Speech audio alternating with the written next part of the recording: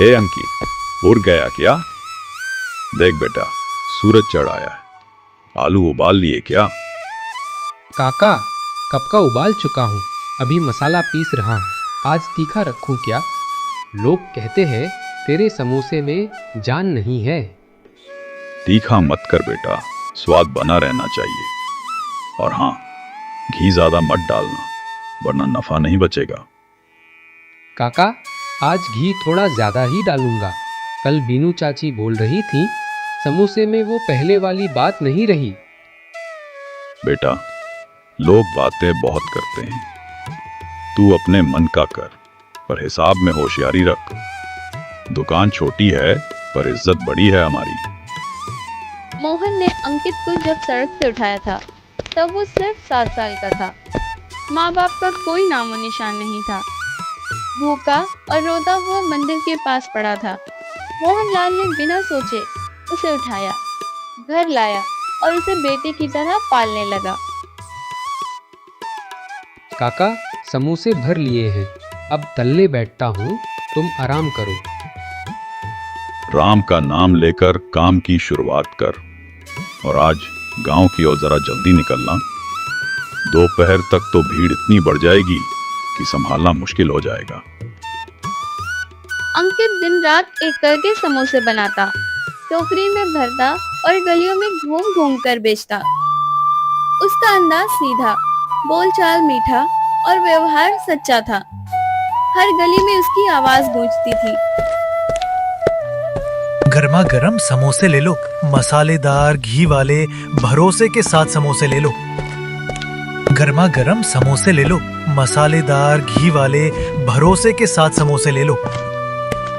ए अंकित, इधर आ बेटा, 4 समोसे दे।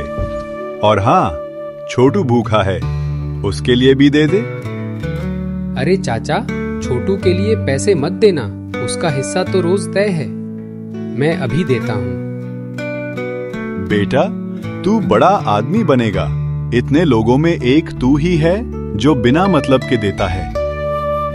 चाचा, जब घर में खाना नहीं होता था तब आप ही ने तो आधी रोटी दी थी। अब वक्त है मेरा लौटाने का। अंकित को सब पसंद करते थे। कोई उधारी मांग ले तो मुस्कुरा कर कहता, जब होगा दे देना, अभी भूख मिटाओ। शाम को समोसे खत्म हो जाते हैं और अंकित घर लौटता है।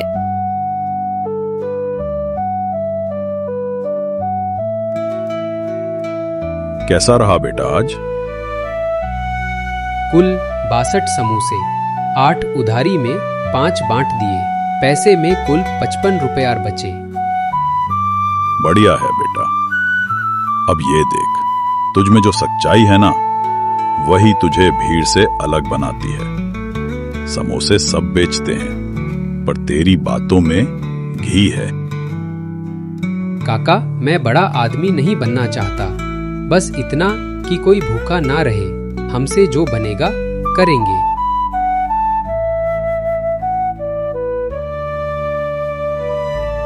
गांव में सब कहते थे समोसे वाला लड़का कुछ अलग है, गरीब है पर रॉयल चॉइस है इसकी। उन्हीं गलियों में एक दिन 2 अजनबी लोग आए, चुपचाप अंकित को समोसे बेचते देख रहे थे। यही है क्या वो लड़का जिसके बारे में लोगों से सुना था? शक्ल और सूरत से तो कुछ खास नहीं, पर बातों में ठहराव है। देखो कैसे हर किसी से बात कर रहा है जैसे अपना हो।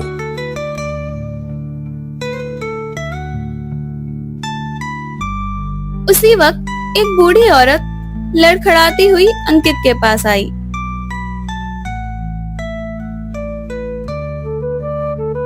बेटा, 2 समोसे है तेरे पास, सुबह से कुछ नहीं खाया है। अम्मा, पैसे है क्या या उधारी लिख दूं? ना पैसा है ना घर है, भूख लगी है बस। आपने मांगा ही क्या? लो समोसा लो, और गरम है, धीरे धीरे खाना।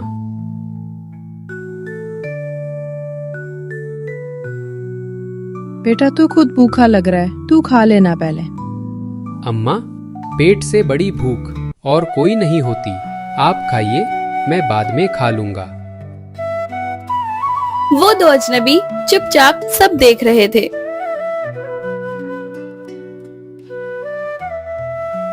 ए लड़के, जी बाबूजी।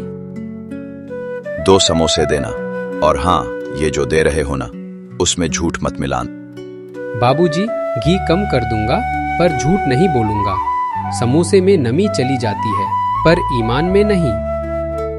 तू रोज यही करता है क्या? जी, हर रोज बनाता हूँ, बेचता हूँ। कोई भूखा हो तो मुफ्त में दे देता हूँ। कभी सोचा है कि इससे ऊपर भी कुछ हो सकता है? ऊपर मतलब? मुझे रोटी मिल रही है और किसी की दुआ भी। इससे ऊपर क्या चाहिए बाबूजी? अगर मैं तुझसे कहूं कि एक पल में तेरी पूरी जिंदगी बदल सकती है, तो क्या तू यकीन करेगा? बाबूजी, मेरी जिंदगी तो मोहनलाल काका ने बचाई थी। अब जो चल रही है वही बहुत है, पर अगर बदलाव किसी और का पेट भरने से हो तो सोचूंगा। अजनबियों ने पैसे दिए, समोसे लिए और बिना कुछ कहे आगे बढ़ गए, लेकिन उनके मन में हलचल थी।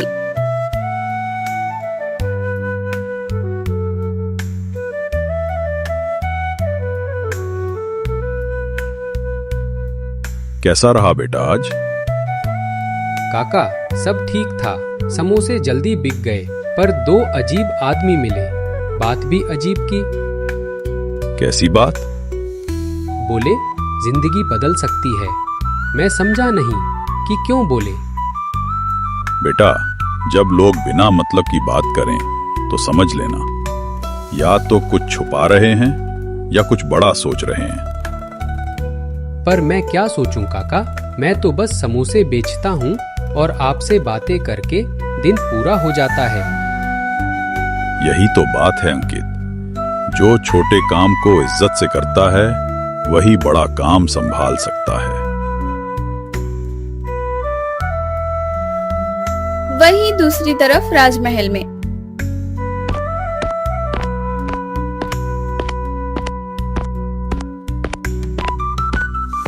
महाराज, हम वापस आ गए और जिस लड़के की बात आपने सुनी थी वो मिल चुका है। क्या देखा आपने? वो समोसे बेचता है पर दिल बांटता है, भूख देखता है, सवाल नहीं करता, मदद करता है, बदले में कुछ नहीं मांगता। क्या वो हमें पहचान गया? नहीं महाराज, हमने भी अपना नाम नहीं बताया, लेकिन उसकी हर बात में सच्चाई दिखी। एक बार महल बुलाया जाए मंत्री जी। नहीं, अभी नहीं। पहले मैं खुद देखना चाहता हूँ वो कैसा है जब उसे कुछ पता नहीं होता। राजा ने तय कर लिया था, अब वो खुद जाएगा, बिना रथ, बिना राजसी कपड़ों के, एक आम इंसान बनकर।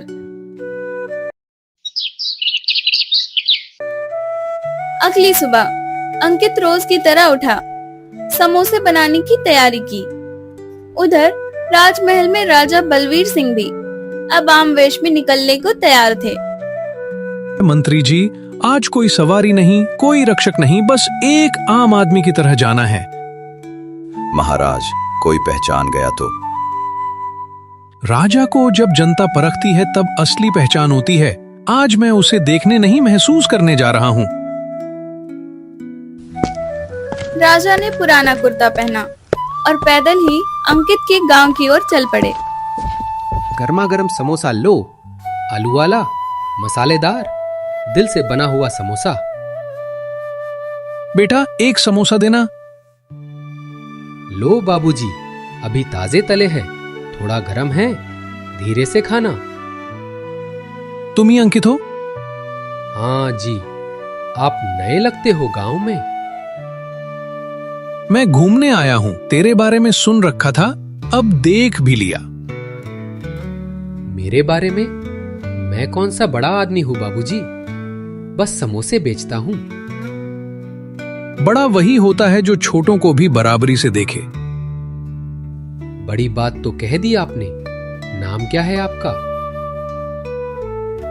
नाम बाद में बताऊंगा, पहले ये बता दिन भर में कितना कमा लेता है तू? कभी 50, कभी 70, कभी कभी उधारी ज्यादा हो जाती है तो खाली हाथ। फिर भी किसी को मना नहीं करता? नहीं बाबूजी, भूख सबसे बड़ा दर्द है। मैं खुद भूखा रह लूंगा पर किसी को मना नहीं कर सकता। तू ऐसा क्यों सोचता है? क्योंकि मैं भी भूखा रह चुका हूं। जब कोई नहीं था तब एक बूढ़े ने मुझे खाना दिया था। आज वही मेरे काका है। उन्होंने ही सिखाया, खाना बांटोगे तो दुआएं मिलेंगी। काका का नाम क्या है? मोहन लाल। बूढ़े हैं पर दिल से जवान। हर रात को मेरे लिए खाना रख के सोते हैं। अगर तुझे मौका मिले कि तू कुछ बड़ा कर सके लोगों के लिए, तो क्या करेगा? बड़ा मतलब क्या बाबूजी? कुर्सी रुतबा नहीं चाहिए, पर अगर मुझे इतने पैसे मिल जाएं कि हर रोज 100 लोगों को खिला सकूं, तो वो बड़ा काम होगा मेरे लिए। अगर तुझे कहा जाए कि तू राजा बन सकता है तो? राजा? बाबूजी, आप मजाक कर रहे हो क्या? राजा लोग तो हाथ भी खुद नहीं धोते। मैं तो अभी चूल्हे से आ रहा हूं। पर तेरे जैसे लोगों को ही राजा बनना चाहिए, जिसके मन में जिम्मेदारी हो, दिखावा नहीं। राजा बनने के लिए खून चाहिए बाबूजी, रॉयल खून। मेरे जैसे सड़क के लड़के क्या करेंगे राजगद्दी पर बैठकर? राजगद्दी खून से नहीं, सोच से चलती है बेटा। राजा की आंखों में चमक थी। अंकित की बातों में सीधापन और आत्मसम्मान था। ए अंकित, 2 समोसे देना और इस बाबूजी के लिए भी दे देना। गांव में नए हैं, तेरे समोसे का स्वाद इनको भी चखना चाहिए। पहले ही खा चुके हैं चाचा, और तारीफ भी कर चुके हैं। फिर तो पक्का राजा बन जाएगा तू। बस पेट भर जाए वही बहुत है चाचा। ठीक है अंकित, अब मुझे चलना है, पर एक बात कहूं? हाँ बाबूजी, बोलिए। बहुत जल्दी ही कोई बुलावा आएगा महल से, तब याद रखना वो मजाक नहीं होगा। महल से मेरे लिए? बाबूजी, आप कौन हो? जिस दिन मिलेगा बुलावा, उस दिन मेरा नाम भी पता चल जाएगा। राजा वहां से निकल गए। अंकित कुछ देर वहीं खड़ा रहा। उसके दिमाग में वो शब्द घूमते रहे। राजगद्दी खून से नहीं, सोच से चलती। अंकित की सुबह अब भी वैसी ही थी। आलू उबालना, मसाला पीसना और समोसे भरना। लेकिन पिछले दिन की उस अजनबी की बात अब भी उसके मन में घूम रही थी। बहुत जल्दी कोई बुलावा आएगा महल से। उसी वक्त दरवाजे पर दस्तक हुई। काका, कोई है बाहर? मैं देखता हूँ। दरवाजा खोलते ही सामने खड़ा था एक शाही दूत। नीला कुर्ता, सिर पर चिन्ह लगा साफा। क्या यही अंकित का घर है? जी, मैं अंकित हूँ, बोलिए। राजमहल की ओर से आपको आमंत्रण आया है। कल सुबह 7 बजे आपको महल पहुंचना है। महाराज स्वयं मिलना चाहते हैं। महाराज? लेकिन क्यों? हुक्म है, कारण पूछना मना है। बस समय से पहुंचना अनिवार्य है। दूत इतना कहते ही वहां से चला जाता है। काका, ये मजाक है क्या? महल से बुलावा आया है मुझे। बेटा, शायद अब तेरी मेहनत बोलने लगी है। और ये वही बात है ना जो उस बूढ़े ने परसों बोली थी। हाँ काका, वही जिसने कहा था बहुत ही जल्द महल से बुलावा आएगा, तैयार रहना। तो तू तैयार हो जा बेटा, ये आम बात नहीं है। काका, मैं डर रहा हूँ। अगर उन्होंने गलत फहमी से बुलाया हो तो? अंकित, सिर ऊंचा रख और जैसा दिल में है वैसा ही बेझिझक बोल। अंकित पैदल ही महल की तरफ निकल पड़ता है। रास्ते में हर कदम उसके दिल की धड़कन तेज हो रही थी।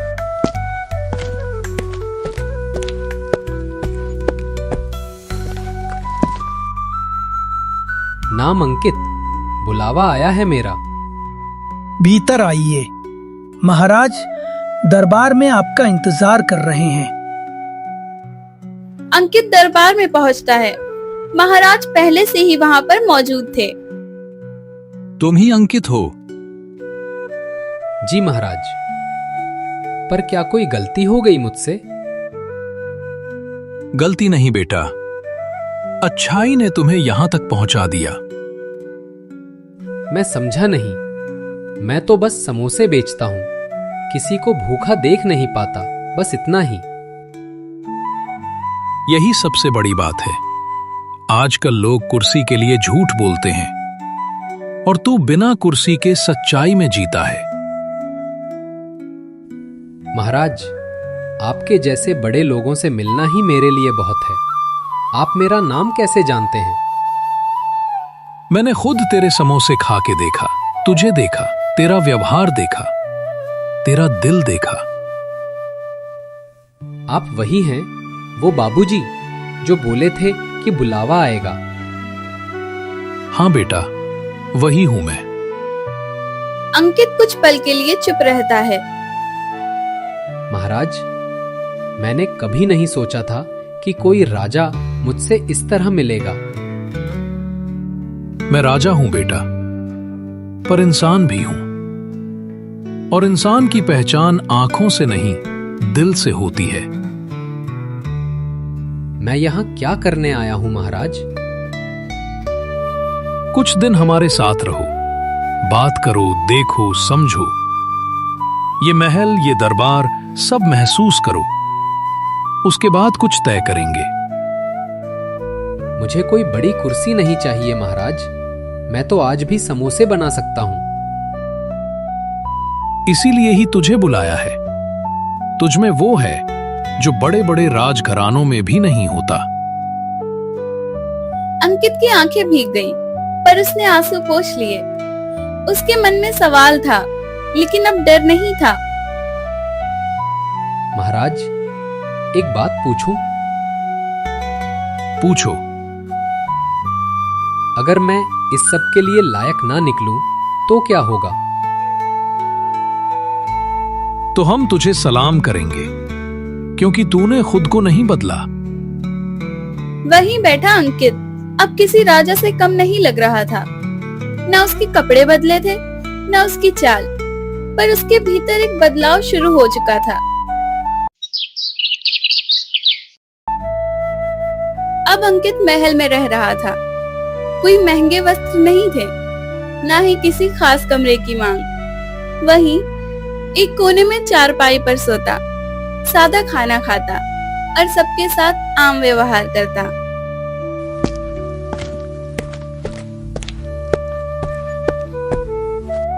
अंकित, महाराज ने कल सुबह आपको मंत्रियों की सभा में बुलाया है। सभा में? हम जैसे अनपढ़ को वहां क्यों? महाराज ने खास तौर पर नाम लिया है। समय पर पहुंचना जरूरी है।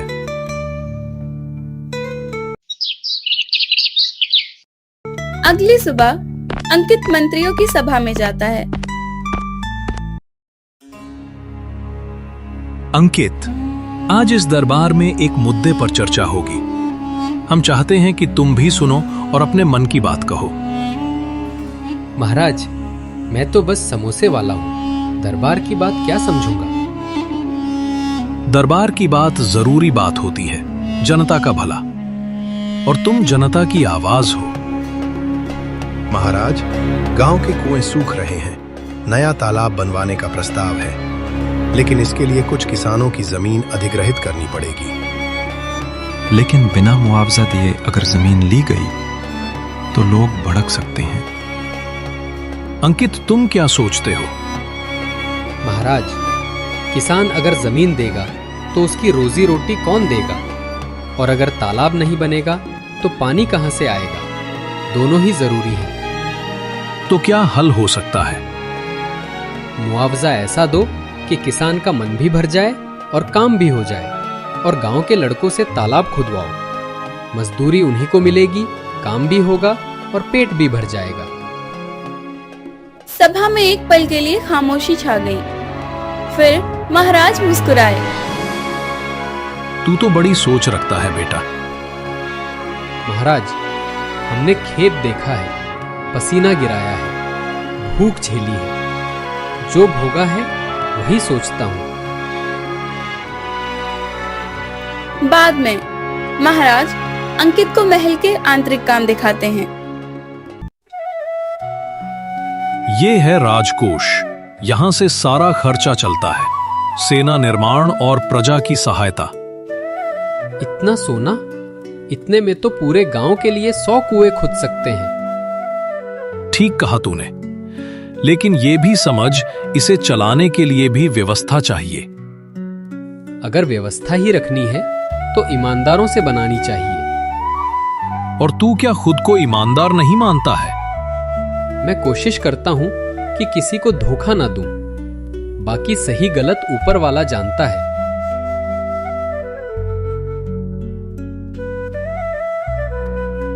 अगले दिन महाराज ने अंकित को बाजार जाने के लिए कहा, बिना लोगों की नजर में आए, एक आम आदमी बनकर। भैया, ये मूंग की दाल लो, बढ़िया है, लेकिन थोड़ा कम तौलूं क्या? क्यों? हर कोई कहता है यहाँ कोई तौल सही नहीं करता, फिर तू भी चोर है। अबे, तू होता कौन है बोलने वाला? तभी वहाँ महल का दूत आकर कान में कुछ कहता है।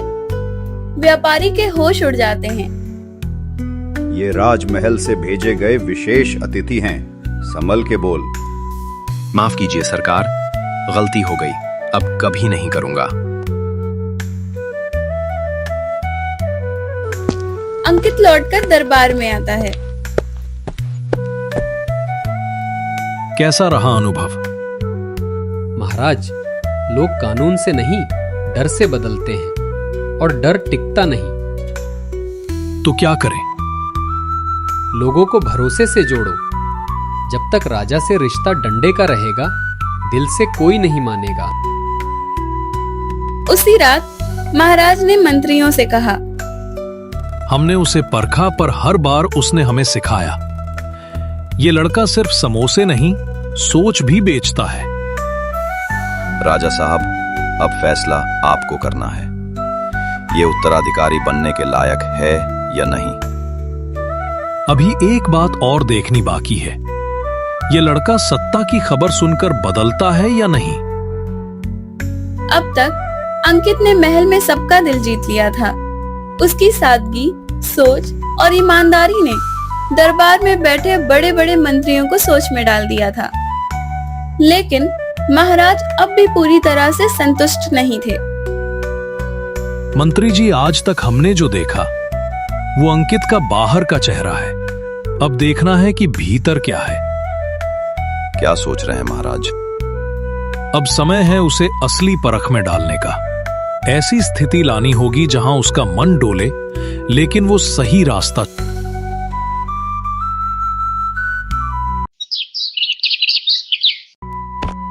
अगली सुबह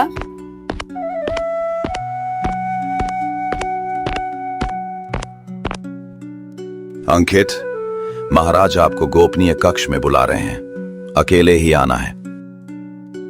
अंकित भीतर जाता है। अंकित, आज मैं तुझसे कुछ मुश्किल काम कहने वाला हूं, तू तैयार है? महाराज, जब तक बात सच्चाई की हो, मैं पीछे नहीं हटूंगा। ठीक है। महल के पुराने कोष अध्यक्ष पर चोरी का शक है। सबूत नहीं है, पर आरोप गंभीर है। अब फैसला तुझे लेना है। बिना सबूत के उसे सजा देनी है या जाने देना है? महाराज, क्या मैं उससे मिल सकता हूं? अभी नहीं, तुझे बिना मिले, बिना देखे फैसला देना है, सिर्फ इस बात पर कि शक है। महाराज, मैं ऐसा फैसला नहीं कर सकता, क्योंकि शक सच नहीं होता, और बिना सुने किसी को दोषी मान लेना, ये तो इंसानियत के खिलाफ है। अगर वही आदमी सच में दोषी निकला, तब तो मुझे दुख होगा, कि मैंने उसे जाने दिया, पर मुझे चैन रहेगा कि मैंने बिना सुने किसी को ठेस नहीं पहुंचाई। महाराज मुस्कुराए, पर ये परीक्षा अभी खत्म नहीं हुई थी। अंकित, एक और बात आई है। मोहनलाल काका के खिलाफ शिकायत आई है कि उन्होंने गांव के बाहर की जमीन पर अवैध कब्जा कर लिया है। क्या बकवास है ये? हम नहीं जानते सच क्या है, लेकिन नियम है, जिसने कानून तोड़ा उसे सजा मिलनी चाहिए, चाहे वो कोई भी हो। मैं जानता हूं काका को, उन्होंने मेरी परवरिश की है, पर अगर वो सच में दोषी हैं तो मैं उन्हें खुद लेकर आऊंगा। तो क्या तुम उन पर विश्वास नहीं कर रहे? मैं काका पर भरोसा करता हूं, लेकिन न्याय पर आंख मूंदकर भरोसा नहीं चलता। पहले सच जानूंगा, फिर फैसला करूंगा। उसी शाम बेटा, तू मुझसे पूछे बिना मेरा नाम दरबार में ले आया। काका, मैं आपको बचा सकता था, लेकिन अगर मैं किसी के लिए नियम तोड़ता तो फिर मैं राजा बनने लायक नहीं रहता। बेटा, तुझ में रत्ती भर भी लोग नहीं है। अगर तू खुद मुझ पर सख्त हो सकता है तो तू सब पर न्याय कर सकता है। अब महाराज का आखिरी और सबसे कठिन इम्तिहान बचा था। अंकित, सोचो, मैं अब थक चुका हूं और आज ही इस राजगद्दी को किसी योग्य उत्तराधिकारी को सौंपना चाहता हूं। बताओ, किसे चुनूं? महाराज, ये तो आपका अधिकार है, फैसला आपको ही लेना होगा। नहीं अंकित, इस बार मैं नहीं चुनूंगा। तुझे ही फैसला करना होगा, खुद को या किसी और को। तेरे नाम की चर्चा पूरे राज्य में है और अब तू ही निश्चय करेगा। महाराज, मैं खुद को कभी नहीं चुन सकता, क्योंकि मैंने इस सिंहासन का सपना लेकर जन्म नहीं लिया था। मैं तो पहले समोसे बेचने वाला था और आज भी दिल से वही हूं। अगर प्रजा मुझे राजा के रूप में देखना चाहती है तो स्वीकार है, पर मैं खुद को राजा घोषित नहीं कर सकता। मेरा धर्म जनता की सेवा करना है, गद्दी की लालसा रखना नहीं। दरबार में सन्नाटा था। महाराज उठे, अंकित के पास आए और उसके सर पर हाथ रखा। आज से तू मेरा बेटा है और इस राज्य का उत्तराधिकारी भी, क्योंकि जो खुद को राजा कहने से डरे वही असल में राजा बनने लायक होता है।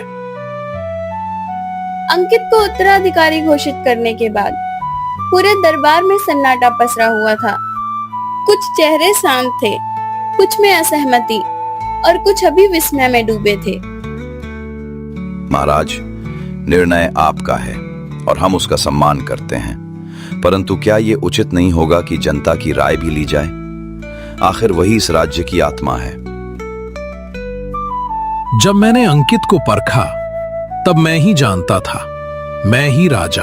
अब जब वो मेरे स्थान पर आने वाला है तो सब कुछ जनता के सामने ही होगा। राजा बनना आसान नहीं होता, सम्मान करना पड़ता है, परंपरा निभानी पड़ती है। ये लड़का उस लायक नहीं लगता। मैंने कभी खुद को लायक नहीं माना, लेकिन जो कुछ भी मुझे मिला है वो आपके सामने है। मैं लड़ नहीं सकता, लेकिन न्याय कर सकता हूं।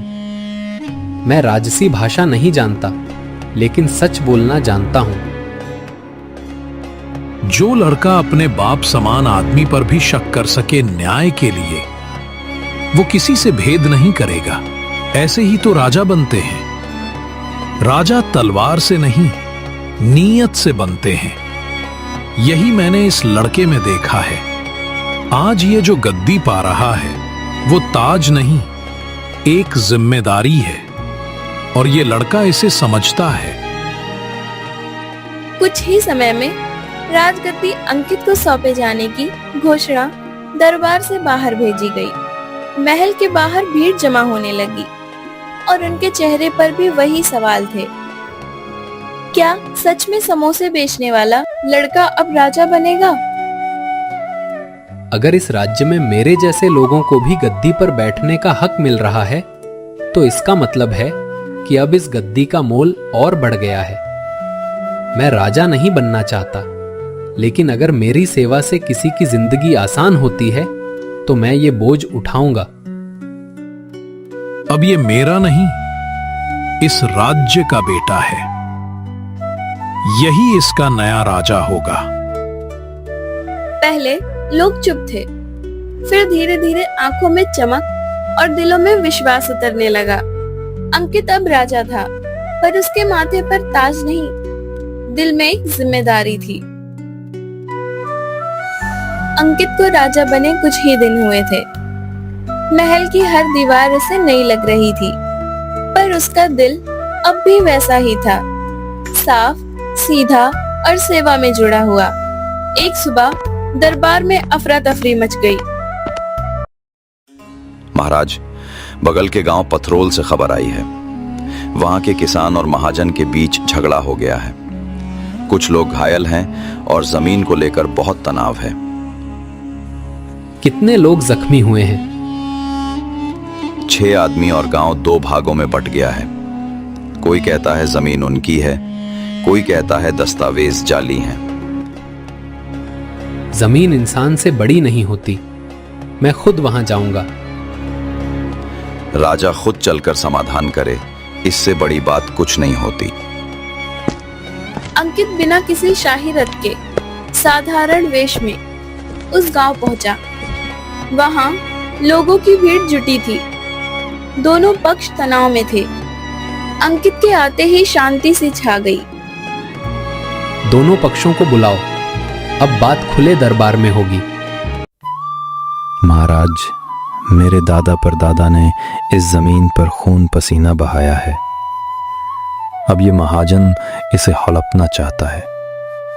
दस्तावेज मेरे पास है महाराज। मैंने कर्ज दिया था और वादा किया था कि वक्त पर नहीं चुकाया तो जमीन मेरी होगी। कर्ज चुका दिया था महाराज, लेकिन उस दिन का गवाह अब जिंदा नहीं रहा। दस्तावेज दिखाओ। अंकित दस्तावेज देखता है। इस पर मुहर तो है, पर तारीख के नीचे 2 हस्ताक्षर है और यहाँ की तहसील के मुताबिक ये जमीन विवादित थी, तो खरीदी बिक्री का कोई हक नहीं बनता। अंकित ने दोनों की आंखों में झांका।